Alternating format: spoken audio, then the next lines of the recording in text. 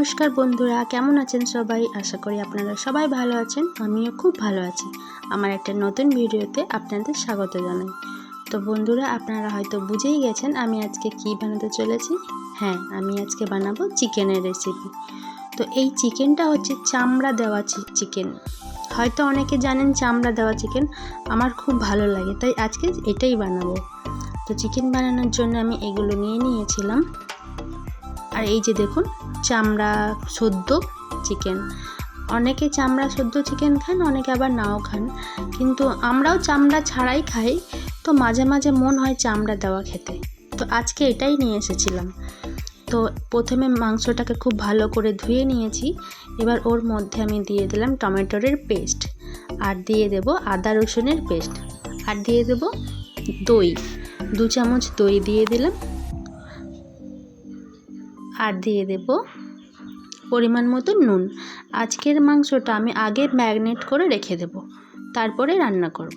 আর এইটা দিয়ে দিলাম প্রত্যেক দিনের সেই মশলা, জিরে, ধনে, গোলমরিচের একটা গুঁড়ো, যেটা আমি করে রাখি বাড়িতে।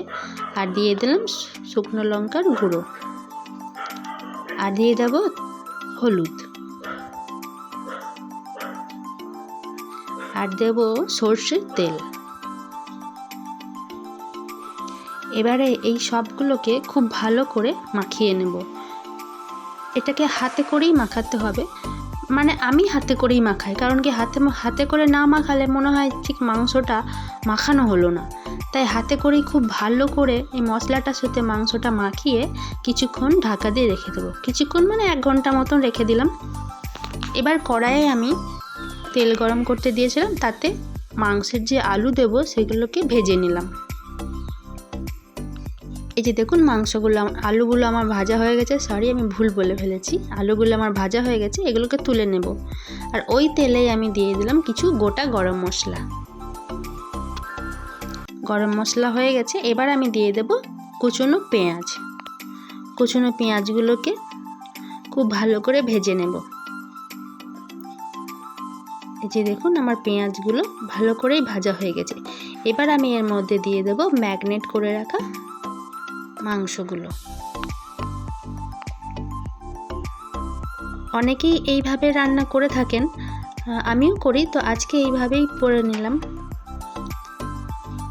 প্রত্যেক দিন ওই সেই একই রকম মাংস ভালো লাগে না, তাই আজকে বরমশাইকে বলেছিলাম এই চামড়াযুক্ত যে মাংসগুলো সেগুলো নিয়ে আসতে। এগুলো আমাদের এখানে পাওয়া যায় না, একটু দূরে যেতে হয়। তো সেখান থেকেই ও নিয়ে এসেছিলো এই মাংসটা। তো ভাবলাম আপনাদের সাথেও শেয়ার করি। এবার আমি এর মধ্যে দিয়ে দিলাম মটরশুঁটি। খুব ভালো করে কষিয়ে নিতে হবে মাংসটাকে।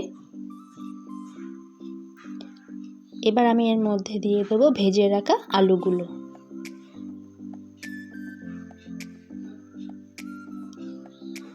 কিছুক্ষণ ঢাকা দিয়ে রেখে দেব। এই যে দেখুন, ঢাকা খুলে দেখুন জলও বেরিয়ে গেছে, আর মাংসটা কত সুন্দর কষানো হয়েছে। আবারও খুব ভালো করে কষিয়ে নেব। আমি কিন্তু এখনো পর্যন্ত মাংসতে জল দিইনি।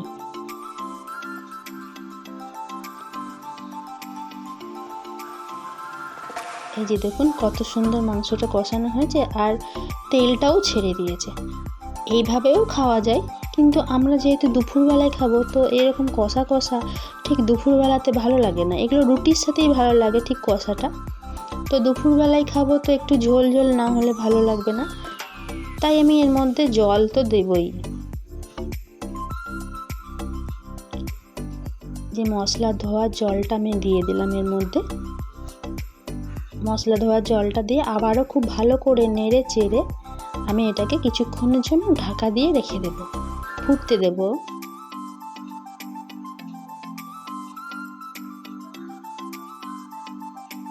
এই যে দেখুন, ঢাকা খুলে নিয়েছি। আমার মাংসের ঝোলটা প্রায় হয়ে এসেছে। এবার লাস্টে হোমমেড যে গরম মশলাটা আমি বানিয়ে রাখি সেটাই এর মধ্যে দিয়ে দিলাম। আমার মাংসের ঝোলটা রেডি হয়ে গেছে। এই যে দেখুন, এটা হচ্ছে আমার মাংসের ঝোল। তো আপনাদের আমার রান্নাটা কেমন লাগলো আমাকে অবশ্যই জানাবেন। একটা লাইক একটা কমেন্ট করে দেবেন। এই যে আজকের মেনু ছিল এটা, ভাত, পটল ভাজা, শাক ভাজা, স্যালাড আর মাংস। তো বন্ধুরা, আজকের মতন ভিডিওটা এখানেই শেষ করছি। আপনারা খুবই ভালো থাকবেন, সুস্থ থাকবেন, সাবধানে থাকবেন, আর আমাকে সাবস্ক্রাইব করতে ভুলবেন না। দেখা হবে নতুন একটা ভিডিওতে। ততক্ষণ আপনারা ভালো থাকবেন। টাটা, বাই বাই, সবাই ভালো থাকবেন।